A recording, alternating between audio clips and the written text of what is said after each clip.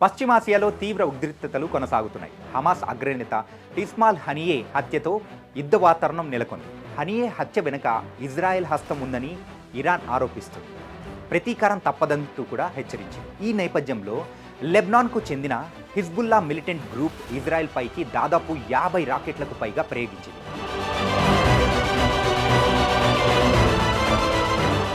ఈ దాడుల్లో పలువురు గాయపడ్డారు. ఎంతమంది మరణించి ఉండొచ్చనేది ఇంకా తెలియరావట్లేదు. ఈ ఘటనతో ఇజ్రాయెల్ ఉత్తర ప్రాంతం అట్టుడుకుతుంది. తీవ్ర ఉద్రిక్త పరిస్థితి నెలకొంది. రాకెట్ దాడులన్నీ హిజ్బుల్లా అధికారికంగా ప్రకటించింది. ముందు నుంచే ఇరాన్కి హిజ్బుల్లా మద్దతిస్తుంది. హిజ్బుల్లా లెబనాన్కి చెందిన షియా ఇస్లామిక్ మిలిటెంట్ గ్రూప్. అక్కడ రాజకీయ పార్టీగాను గుర్తింపు ఉంది. 1992లో హసన్ నస్రుల్లా, అబ్బాస్ అల్ ముసావి, అలీ అక్బర్ మహ్దే, సుబీ అల్ తుఫాయిల్ దీన్ని నెలకొల్పారు. మధ్య తూర్పు దేశాల్లో ఇస్లాంను మరింత బలంగా విస్తరించాలనేది దీని లక్ష్యం. ఇరాన్ హిజ్బుల్లాకు ముందు నుంచే అన్ని రకాలుగా సహాయ సహకారాలు అందిస్తుంది. తాజాగా ఇజ్రాయెల్పై దాడి చేయడానికి కూడా ఇరాన్ సైనిక ఆయుధ సామాగ్రిని సమకూర్చిందని చెబుతున్నారు.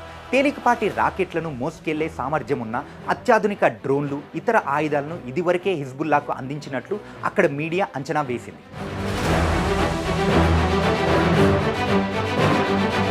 హిజ్బుల్లా రాకెట్ దాడులను ఇజ్రాయెల్ విజయవంతంగా తిప్పికొట్టింది.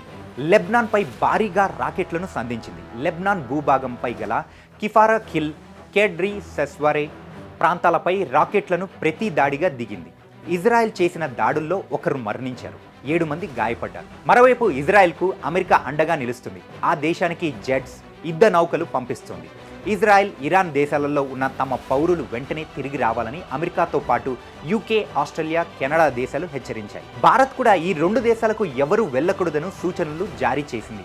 ఇజ్రాయెల్లో ఉన్న ఇండియన్స్ అప్రమత్తంగా ఉండాలని భారత్ ఎంబసీ తెలిపింది. ఇప్పటికే ఆయా దేశాల్లో ఇజ్రాయెల్, ఇరాన్, లెబనాన్ విమాన సర్వీసులు నిలిపివేశాయి. మరోవైపు గాజాపై ఇజ్రాయెల్ దాడులు కొనసాగిస్తూనే ఉంది.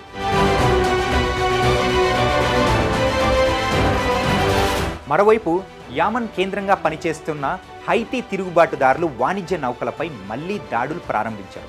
గల్ఫ్ ఆఫ్ అడాన్లో ఓ క్షిపణితో వాణిజ్య నౌకపై దాడి చేశారు. ఇజ్రాయెల్ వారిపై వైమానిక దాడులు జరిపిన తర్వాత ఇలా దాడి చేయడం ఇది మొదటిసారి. ఎర్ర సముద్రం గుండా వెళ్లే నౌకలపై తరచూ దాడులకు పాల్పడుతున్న హైతీలు దాదాపు 2 వారాల వరకు విరామం ఇచ్చారు. అయితే ఇందుకు గల కారణాలు మాత్రం వెల్లడించలేదు. హమాస్ నేత హనియా హత్య సహా కీలక పరిణామాలు జరిగిన అనంతరం హైతీలు మరోసారి దాడులు చేయడం కలకలం రేపుతుంది. మొత్తానికి పశ్చిమాసియాలో నెలకొన్న యుద్ధ వాతావరణం అక్కడ ప్రజలను భయభ్రాంతులకు గురి చేస్తుంది. ఎప్పుడు ఏం జరుగుతుందో తెలియక అక్కడి వారు బిక్కుబిక్కుమంటూ గడుపుతున్నారు.